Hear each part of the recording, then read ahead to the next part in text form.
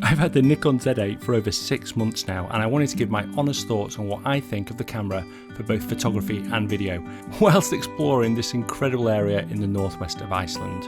And later in the video I'm going to explain who this camera's for and whether you should consider upgrading or not. Thanks to MPB for sponsoring this week's video. Morning everybody, and welcome to Iceland. We've got the most amazing place here, looking over Kirkjufell. And in this video I'm going to talk all about my Z8 again. I've had it for 6 months now, and I thought I'd give you some feedback shooting this incredible landscape. You don't go bend this.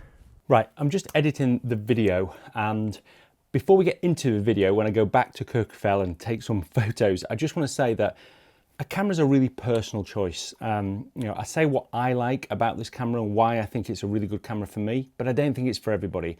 I'm going to explain more at the end of the video. I'm going to come back to the studio and explain that in a little bit more detail. Okay, and I'm also going to go through all my pros and cons and do a list.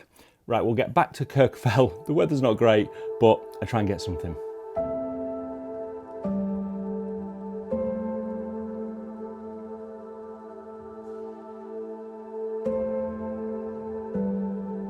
Okay, so a little bit late, which is stupid considering it is sunrise at 11:15, but yeah, the light's kicking off. We didn't think it was going to, and it is pretty epic. So now all I need is my other lens. My 14-24 is going to be the one. Okay, so it's super wide, this shot. This is 14mm, and I really need to be at about 16mm to get everything in, because I want to get the sweep of the river here, which looks super good. So, and I'm probably going to just shoot without any filters at the moment and then try some filters, but I want to capture a bit of the colour in the sky, so I'm also going to bracket as well. Put on a timer, all good. F8 will be fine, about a second.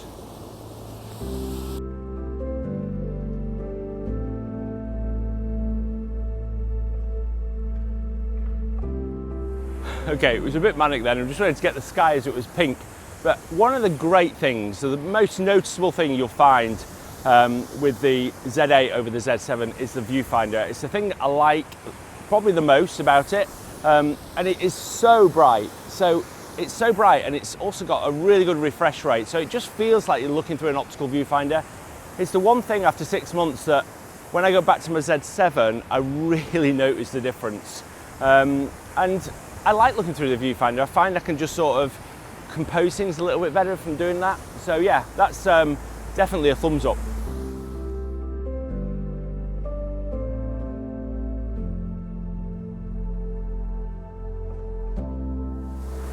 So this is crazy because I've got 14mm lens on here, and you can see if I just record this, I'm really struggling to get enough sky in above Kirkjufell here. So I'm actually doing a vertical pano with a 14mm lens, and I'm going to also do a horizontal pano as well, but I think I need to do a vertical pano because I just want a little bit more sky. But yeah, it is so incredible. At the moment I'm recording at 4K 120, which is something that the Z7 didn't do.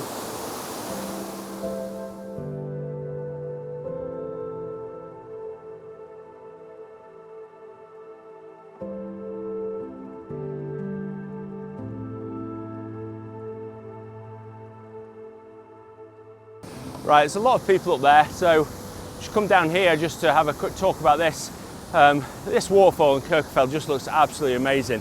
But yeah, the Z7, one of the things that I was not sure about when I got it was the weight of it, the size of it, because it's significantly bigger than the Z7.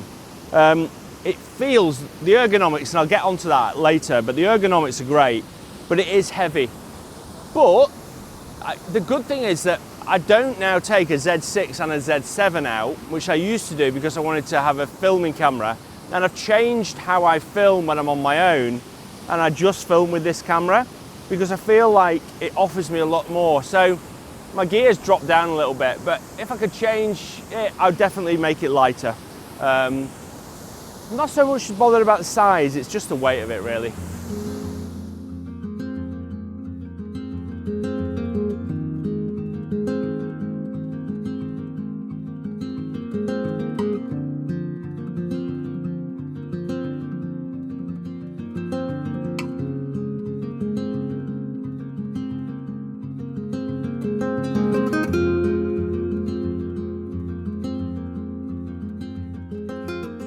Okay, it wouldn't be a trip to the Snaefellsnes Peninsula without visiting this amazing black church. Last time I was here in the winter, it was covered in snow and looked spectacular. But I want to talk about the ergonomics of the Z7 because it is fantastic. I really like the way things have laid out. They've moved the play button to the right. So if I'm looking through something here and taking a picture of this church, I can quickly review it with my right hand and I don't have to mess about here because my other hand's on the camera. So that makes it so much easier.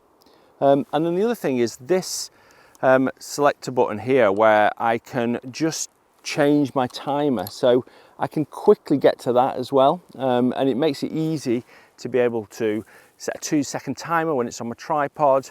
With the function buttons, I usually have those on bracketing, but this control, this moving of the play button from here to here, really helps the ergonomics. And also I feel that the grip just being a little bit bigger, I don't really like the increased size of the camera, but that little bit bigger grip is fantastic for holding it as well. So for handheld shots like this church, it's great.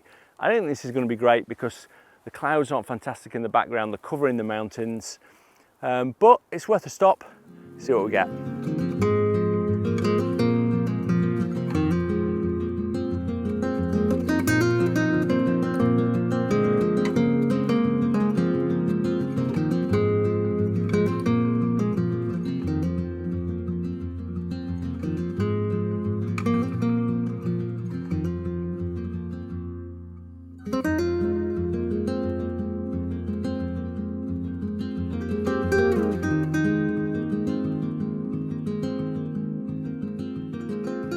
This has been a tough day, I have to say. The weather's been hard and I've got to admit I've not planned it as well as I should have done. So we sort of jumped from one location to another. There's been a lot of people. No excuses though, we should always be able to find something. I'm trying to do something a little bit more minimalist with this rock here and the waves going around it. I'm struggling a little bit with the shutter speed, if I'm honest, but you know, sometimes photography is difficult, it really is. And you know, just trying to get that shutter speed right, getting the conditions right is hard, but you've got to persevere.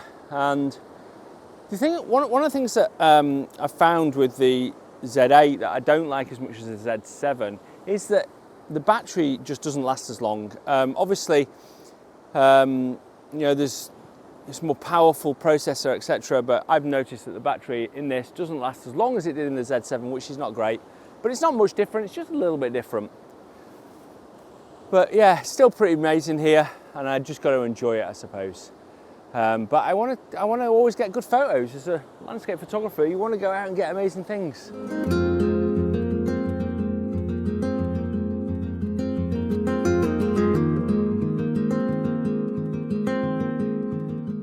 Okay, I think it looks pretty good over here actually. There's a bit more movement in the water, so if I can find something that's maybe interesting in the foreground, like these rocks, that might be okay, but it's so dull, but this might be better.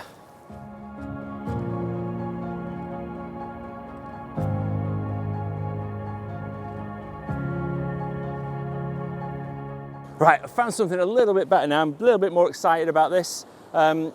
I always like when I'm shooting seascape stuff like this is to look at how the water moves, how the water's moving around objects. And just down there, over there, I've got my Z8 pointed at a nice little scene. You can see it here. I've got some nice foreground, and then it's the way the water's going through this channel here and creating this sort of ring that I really like. I can darken the sky a little bit. There's no light whatsoever, but it looks pretty good. And I'm a little bit happier now. So yeah, I think I've got a shot. I've got my polarizer on, and yeah, looks pretty good. So this image doesn't work. I think it looks really unbalanced. And often when you're taking an image in the field, it's easy to forget things like this. I got caught up in the waves, the shutter speed, trying to get the wave going through this opening, and forgot about the rest of the composition really. The orange straw-coloured grass on the bottom left draws your eye, and the water seems like it's too far to the right, and there's nothing balancing in the top right corner. I thought this rock would do that, but it doesn't. I should have pointed the camera more out to the right hand side to have more water in, I think, and that would have helped. But yeah, I wanted to share a big mistake I made.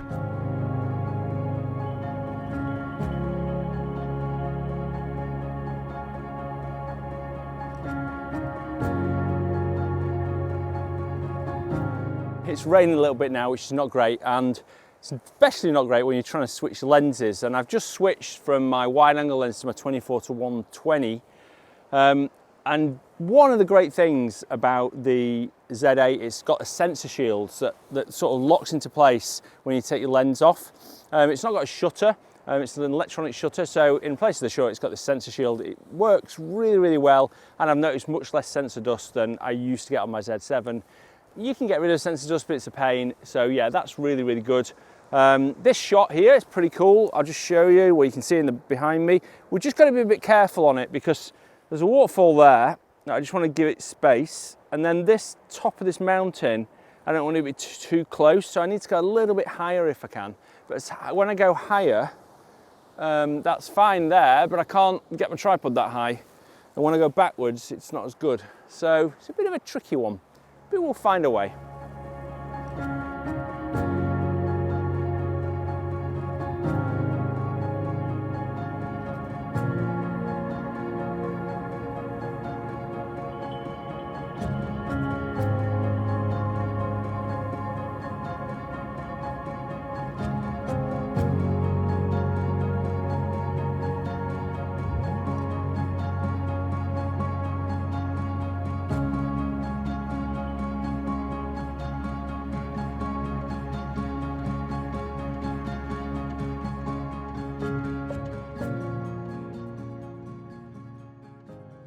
Okay, I hope you like that. I did get an okay shot, a couple of okay shots in those locations, but it was so hard. Next week's video, I go back to Kirkjufell, but I do something different, and it's really quite exciting. And I really can't wait to show you that. It's going to be a really cinematic video as well, so I'm really excited about showing you that. Back to these cameras. So every time I pick up the Z7 and compare it to the Z8, I absolutely wish that it was this size. I do prefer this size. It just is just so light. You know, even it's only 200 grams different, it really makes a difference. Obviously, I've got an L bracket on this at the moment. But I wanted to point out a few other things why I think that the Z8 is still the best camera I've ever owned. And a big one is this screen. Just being able to do that with the screen is just so important. Most cameras can do that. Nikon, you should have done that at the beginning. I don't understand why you didn't. But then there's lots of little things. I talked about the ergonomics. You know, this screen here is really good. It's just a fantastic screen to be able to use compared to the smaller screen on the Z7. Then we got the focus. Yeah, this just focus in darker conditions. So if you're in dark conditions like this and you're trying to focus in something that's dark and maybe not got a lot of contrast, I've noticed over the last 6 months I've just been able to focus so much more accurately with my Z8. You'd think that didn't matter with landscape photography, but it does. It really matters. Speed of operation, a small thing, but it's quicker. It just focuses quicker, it switches on quicker, it's just quicker to operate, and it's just those small things that make a difference. It's also got illuminated dials, which are really good. You know, this hasn't got illuminated dials, this has, and they are fantastic. It really makes a difference. The other thing is it's just built so well. It's like a tank, to be honest. It's not the most beautiful camera to use, if I'm honest, but it's just such an amazing machine to be able to just get done and be an extension of me, my creativity, to be able to do the things that I want to do. And that's why it's so unique to me, really. I think that when we get to the other things like video, for instance. The video is so much better in this. It's got 10-bit. Most people don't care about that. 10-bit means that you can just edit your photos a lot better than using 8-bit files. So you've got more flexibility in pulling out shadows in the video files, which is super useful when I'm a YouTuber. Then it's really good at like 4K 120, so I can do slow-mos. I can, you know, great for doing things like waterfalls and stuff like that. I can do 8K, which means that I can punch it in on files. So it's just got that flexibility, and it's almost like a Swiss Army knife, really. It can just do everything. This is really good at just landscape photography, and if that's all you're going to do, it's all you need. It really is. The only thing I think you lose out, really, the really only thing you'll notice is this screen. So if all you're doing is landscape photography, you never do any wildlife photography, you never do any video, buy the Z7, the Z7 II. It's just a fantastic camera, and this is 50% more expensive. But if you want that flexibility, you do wildlife photography, you want better focusing, because this is way better focusing, then, you know, you're better with the Z8, and if you've got the money to spend, then you might want to go to the Z8 anyway, but it is a lot more expensive than the Z7 II. So the summary is that I love it. It does everything that I want to do in a landscape photographer, a videographer's dream, really. It does all the things I want to do in that respect. And I can also, when I want to go to Antarctica and I want to do some wildlife photography, I can do that. Or, you know, shooting birds. I've been shooting birds in my garden more. It's just fantastic from that point of view. If you're just doing landscape photography, like I say, just get this. So if you're looking to get a Z7 or a Z7 II, I definitely recommend you get a used one. And if you're a little bit worried about getting a used camera, then there's a fantastic company called MPB who are this week's sponsor. Let me tell you about MPB. So they're really good. I like getting used equipment, but I was always worried when I got it off eBay that I might get something that I couldn't send back. But with MPB, it comes with a 6-month warranty. So if there's a problem with it, then MPB will sort it out. Also, you can go and check the quality of them, and they've got some fantastic photos. So for instance, if I go and just search for here, Nikon Z7, I can go and look at the kit that they've got in at the moment. There's 4 Z7s and 2 Z7 IIs. I can click on the Z7 and I can go and see, like this one here I looked at before. I can go and see the actual details. I can really detail photos, exactly what it looks like. It's a fantastic way of buying used equipment. And with MPB, you can also sell your equipment. So if you've got some equipment to sell to be able to get the Z7 or Z7 II, then you can go and sell it through MPB. It's super easy. Thanks ever so much for watching. Until next Sunday, bye.